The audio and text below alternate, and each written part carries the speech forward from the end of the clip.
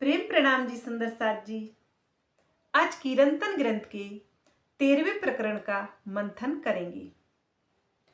आज साँच का कहने सो तो कहू न रुचे, तो भी कछुक प्रकाशूं सत। सत्य के साथी को सत्य के बाण चुभसी, और दुख दुष्ट दुखासी दुर्मत। महामती जी कहते हैं कि आज के युग में सत्य बात कहने पर किसी को अच्छी नहीं लगती, क्योंकि सत्य तो वास्तव में कड़वा ही होता है। कुछ सत्य, लेकिन वो कहते हैं पर कुछ सत्य तो प्रकाश में लाना ही है। सत्य की राह पर चलने वाले या उस पर परब्रह्म की खोज करने वालों को तो यह सत्य बहुत ही प्यारा लगेगा, और यह ब्रह्म ज्ञान की बातें भी बहुत प्यारी लगेंगी। किंतु दुष्ट बुद्धि वाले का मन बहुत दुखी होगा। यद्यपि सबका लक्ष्य तो अखंड सुख की प्राप्ति करना ही है। महामती जी कहते हैं जो परब्रह्म की खोज पर हैं और जो सत्य को चाहने वाले हैं, जो सत्य के बंजारे हैं, उन्हें तो वास्तव में ब्रह्मवाणी अमृत ही है। लेकिन जो कर्मकांड की राह पर चलते हैं और उसको ही सर्वोपरि भक्ति समझते हैं, जो शरीयत को किसी भी स्थिति में छोड़ना नहीं चाहते, उन्हें तो यह ब्रह्मवाणी विष के समान लगने वाली है। या यूं कहिए, उन्हें तो मन में बहुत ही दुख होने वाला है, क्योंकि अज्ञानतावश वे ब्रह्मवाणी को नहीं समझ पाते। इसलिए महामती जी कहते हैं बुरा लगने से क्या होगा, पर सत्य तो सत्य है, जो प्रकाश में लाना बहुत आवश्यक है।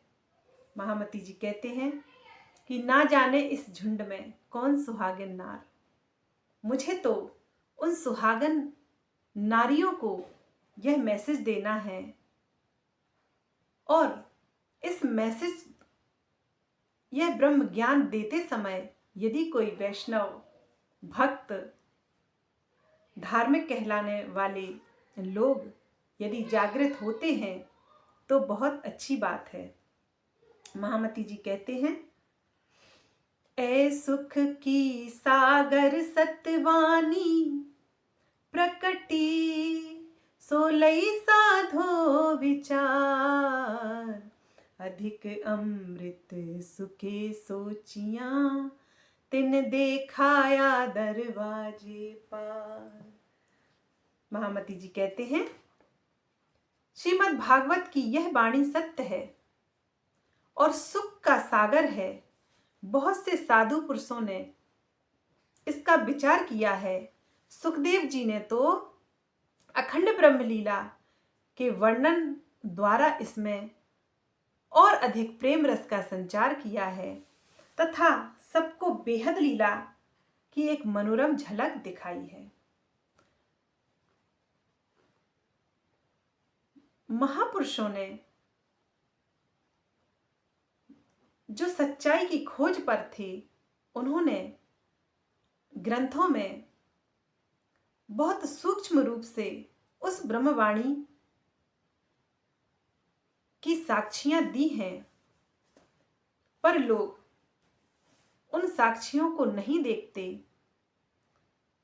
जो वास्तविक अर्थ लेना चाहिए वो नहीं लेते, इसलिए इस तरह से कर्मकांड में डूबे हुए हैं। पूजा पद्धति के द्वारा हम उस प्रियतम से प्रथम में जुड़ते हैं, लेकिन सारी उम्र पूजा करते रहना तो श्रेष्ठ नहीं है। जैसे एक बच्चे का एडमिशन होता है तो वह अल्फाबेट और छोटा बड़ा सीखता है, उसके बाद तो वह अंग्रेजी और हिंदी बड़ी आसानी से पढ़ लेता है और उसके बाद वह डिग्रियां इकट्ठी करता जाता है और अनेक भाषाओं में भी पारंगत हो जाता है। उसी प्रकार अगर वह सारी उम्र अल्फाबेट पर ही डला रहे, छोटा बड़ा ही पढ़ता रहे, तो क्या वह इतनी तरक्की कर पाएगा? मैं कहना चाहती हूं कि यदि हम पूजा पद्धतियों को अपनाते रहें तो हम उस प्रियतम से इश्क या प्रेम द्वारा कैसे जुड़ पाएंगे? और सच्चा संबंध तो प्रियतम से प्रेम का ही संबंध होता है। इश्क खुद एक बंदगी है, उसमें फिर बंदगी नहीं देखी जाती। इश्क तो स्वयं एक पूजा है, फिर कौन सी पूजा करें? हमें उस पूर्ण ब्रह्म तक पहुंचना है, हमें उस अखंड अविनाशी प्रियतम का साक्षात्कार करना है, तो केवल शरीयत से काम नहीं चलेगा। महामती जी ने कहा है, शरीयत, तरीकत, हकीकत और मार्फत तक हमें जाना है। तो स्टेज बाय स्टेज यह पहचान का विषय है। लेकिन सारी उम्र शरीयत करते रहना, कर्मकांड करते रहना, यह किसी भी मंजिल तक नहीं पहुंचाती। इस तरह से शरीयत। आगे महामती जी कहती हैं, भले या जुग में आचरज प्रकटे, जिन चर्ची सुख जी की बान, और धन धन टीका श्री बल्लभी, इन प्रेम प्रकाशो परमान। महामती जी कहते हैं, सौभाग्यवश इस कलयुग में बल्लवाचार्य जी प्रकट हुए। सुखदेव जी के द्वारा वर्णित ब्रजरास की लीला का वर्णन बहुत ही अच्छी तरह से किया।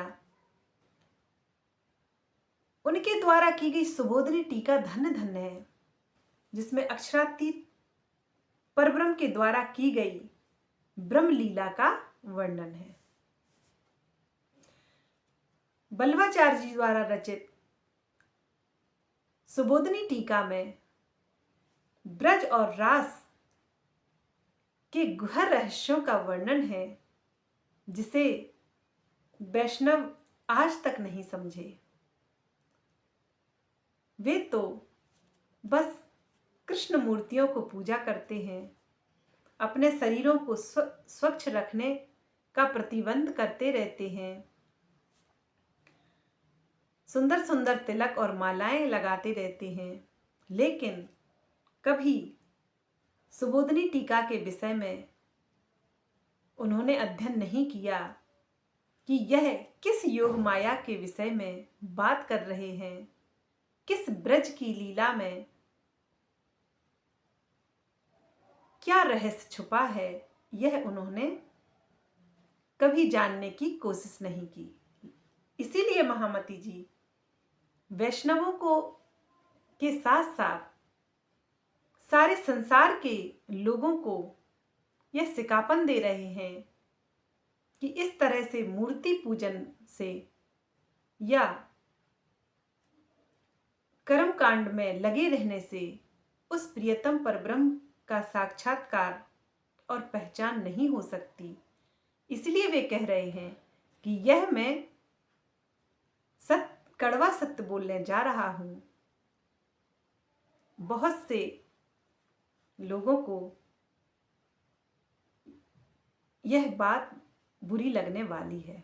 महामती जी आगे कहते हैं, आए मिलो रे वैष्णव पारखी, तुम देखियो बिचारी सब अंग, और टीका बल्लवी बानी सुखदेव की, ताके एक अक्षर कौन कीजे भंग।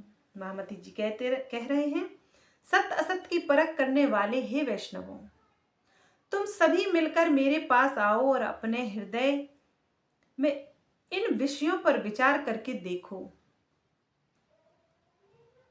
कि सुखदेव जी की वाणी के ऊपर होने वाली सुबोधनी टीका के एक एक अक्षर में भी हेरफेर नहीं करना चाहिए।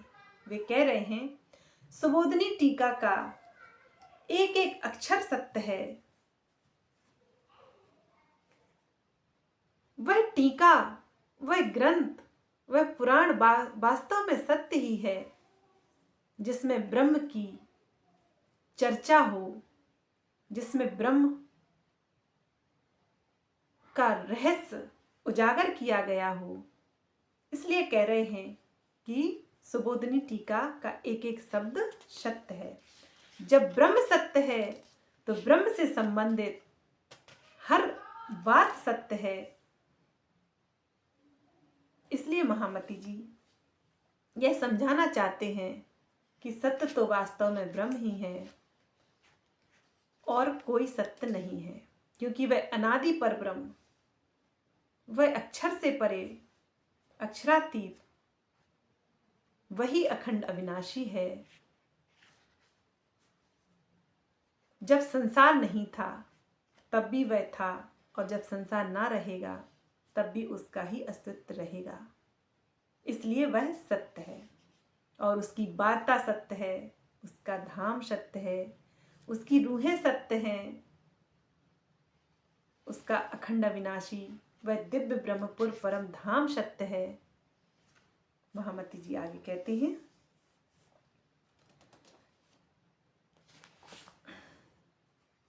ब्रज अखंड ब्रह्मांड,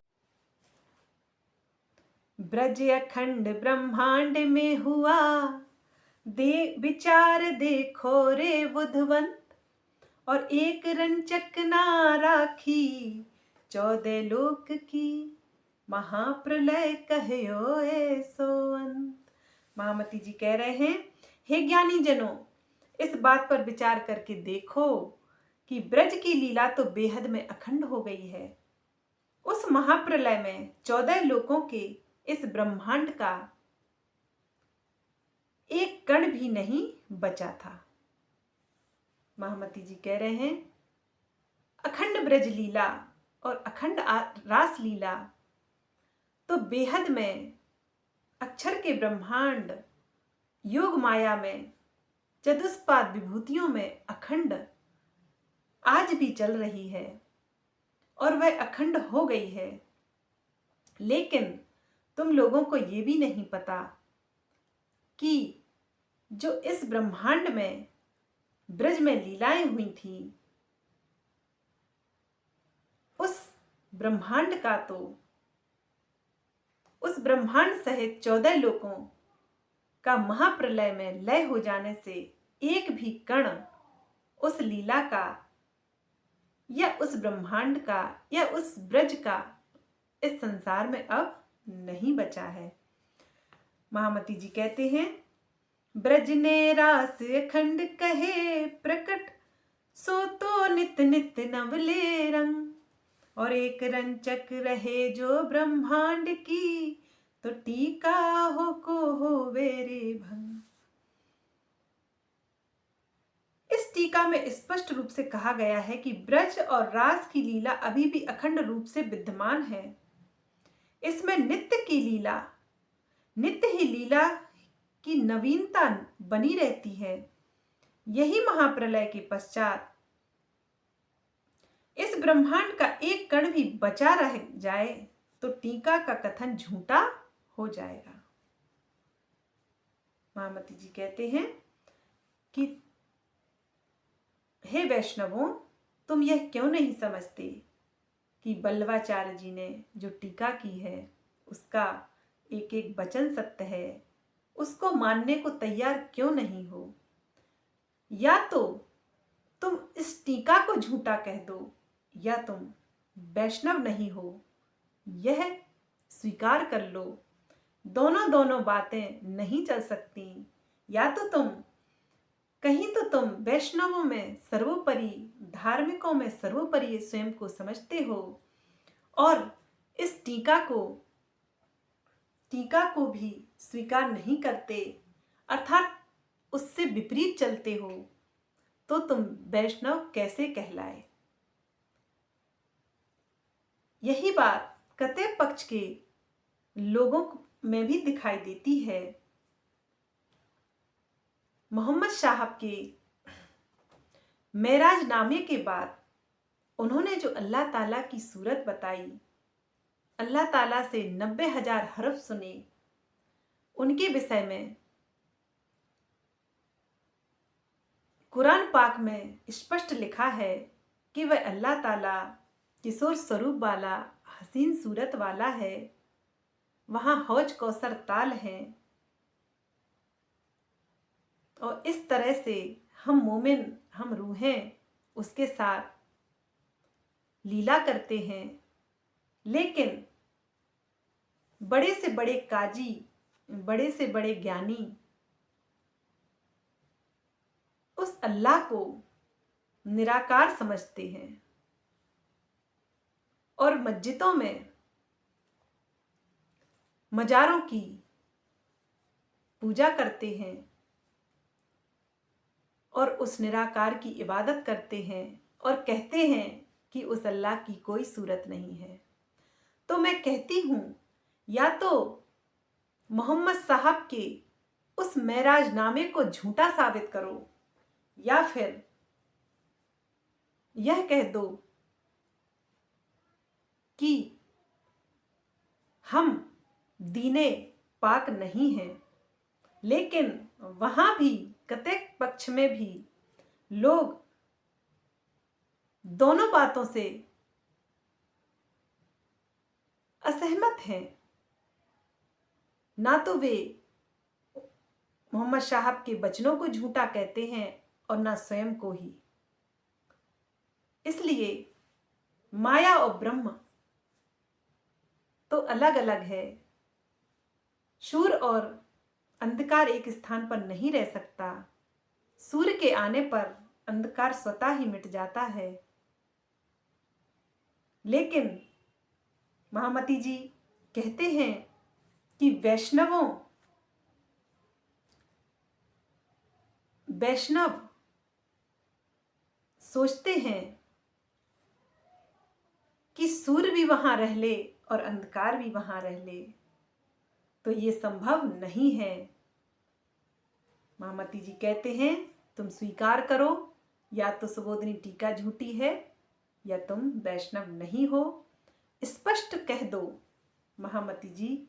ये सभी संसार के लोगों से, सभी धर्मों के लोगों से वैष्णवों को संबोधित करते हुए सिखापन दे रहे हैं कि एक तख्त पर, एक विचार पर सहमत हो जाओ। आगे महामती जी कहते हैं, ब्रजरास से लीला दो तिन कही, खेले दो लीला बाल किशोर, तो मथुरा आए कंस किन्ने मार्या, ए कई भई तीसरी लीला और। यहाँ श्री प्राणनाथ जी श्री कृष्ण त्रिधा लीला के विषय में विस्तार से बता रहे हैं। 11 साल 52 दिन तक ब्रज में श्री कृष्ण जी के तन में अखंड परम धाम से उस अक्षरातीत के जोश ने लीला की। और जब वे मथुरा गए, उसके बाद वह जोश की शक्ति राधा जी के हृदय में समाहित हो गई और कंस को गोलोकी कृष्ण ने ही मारा। यह गोलोकी कृष्ण कौन है? महामती जी ने समझाया है, जो ब्रह्म लीला अखंड हुई, वह अखंड कृष्ण जो प्रतिबिंब के कृष्ण है, वह गोलोकी कृष्ण है। वहीं से वह शक्ति आई और उसी शक्ति से उसी शक्ति ने कंस का वध किया। आगे महामती जी कहते हैं, कहो के भूल्या टीका करता, के भूले तुम अर्थ, और सो जुबा काटिए जो टीका को टेढ़ा कहे, तुम भूले करत अनर्थ। महामती जी कह रहे हैं, हे वैष्णवों, यदि तुम यह कहो कि बल्लवाचार्य जी ने भूलवश टीका के इस तरह से मिथ्या लिख दिया है, तो इतना ही कहा जा सकता है कि जो टीका को झूठा कहे उसकी जीभा ही काट देनी चाहिए। वस्तुतः तुम्हें ही भागवत के कथनों का अभिप्राय समझ में नहीं आ रहा, इसलिए अज्ञानतावश अनर्थ कर रहे हो। महामती जी कहते हैं, या तो यह कहो कि टीका झूठी है, टीका का कोई सार नहीं है, या फिर ये स्वीकार करो कि हमें ही ज्ञान नहीं है, हम अज्ञानी हैं। लेकिन दोनों बातें नहीं चलेंगी। एक तो तुम ज्ञानी बनते हो और ऊपर से टीका के अर्थ का सार भी नहीं लेते हो। महामती जी कहते हैं, अर्थ टीका का जो तुम पाया होता, तो अंधेर को होत नास, अनेक ब्रह्मांड जाके पल थे उपजे, ताको देखत इत उजास। महामती जी कहते हैं, यदि तुमने बल्लवाचार्य जी की टीका का रहस्य पाया होता तो तुम्हारे हृदय में इस प्रकार भ्रांति का अंधकार नहीं होता। अनेकों ब्रह्मांड जिस अक्षर ब्रह्म के एक पल में उत्पन्न हो जाते हैं, उस ब्रह्म की लीला धाम की पहचान भी इस टीका के ज्ञान से हो सकती है। महामती जी कह रहे हैं कि सुबोधनी टीका से अक्षरधाम और अक्षर ब्रह्म के विषय में जाना जा सकता है। अक्षरातीत के सत्ता के स्वरूप अक्षर ब्रह्म है, कम से कम उसे तो जाना ही जा सकता था। लेकिन तुमने तो अर्थ का अनर्थ ही कर दिया।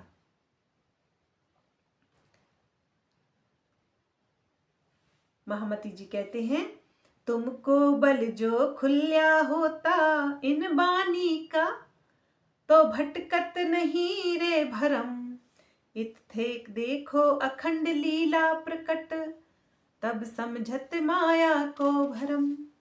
यदि तुम्हें बल्लवाचार्य जी के कथनों का अभिप्राय समझ में आ गया होता तो अंधकार में नहीं भटकते होते। तुम इस संसार में रहते हुए भी ब्रजराज की अखंड लीलाओं की प्रत्यक्ष अनुभूति कर सकते थे तथा माया की वास्तविकता की पहचान भी कर लेते। लेकिन तुमने अपने ज्ञान के अहंकार में उस अमृत से भरी टीका को समझा ही नहीं।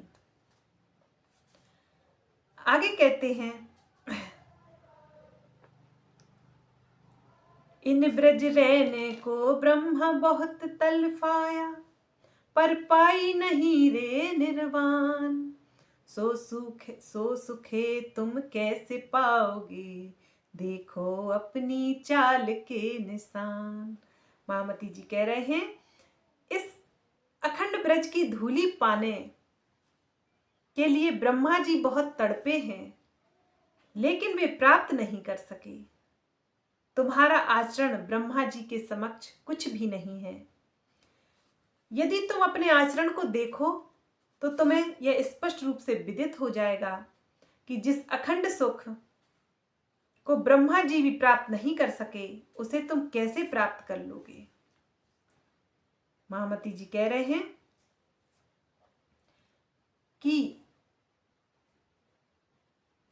जिसे ब्रह्मा जी भी खोज नहीं पाए, उस अखंड धाम की, अखंड ब्रज अर्थात उस योग माया के ब्रह्मांड में जो अखंड ब्रज की लीला चल रही है, उसे ब्रह्मा जी भी नहीं खोज पाए तो तुम कैसे खोज लोगे? क्योंकि तुम तो ब्रह्मा जी नहीं हो, साधारण इंसान हो। लेकिन वे कह रहे हैं अगर तुम वल्लभाचार्य जी की सुबोधिनी टीका का अध्ययन करते, उसे सत्य मानते, तो वास्तव में ध्यान के द्वारा तुम उस अखंड योग माया में जो ब्रज और रास की लीलाएं हो रही हैं उसका अनुभव भली भांति कर पाती।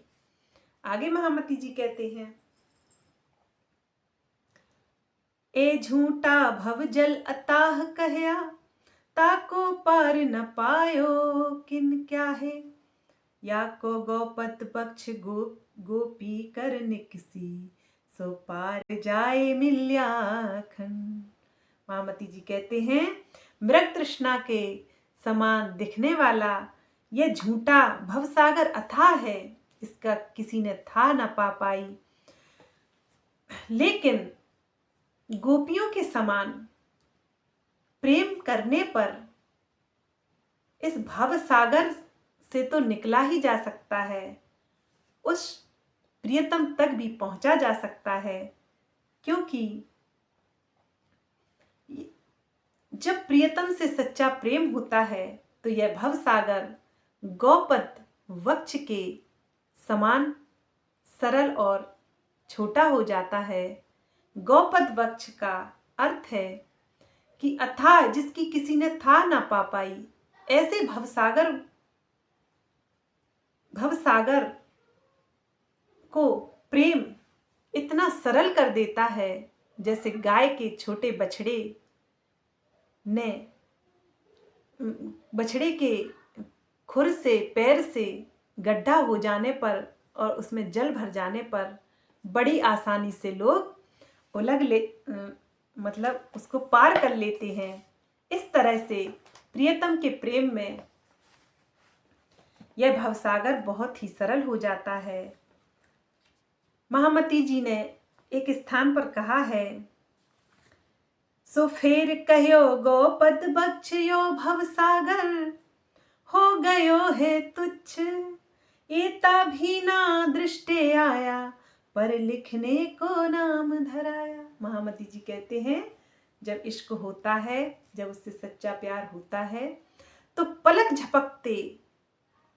पलक झपकने जितने समय में उस प्रियतम का अनुभव और साक्षात्कार किया जा सकता है। और गौपद वक्ष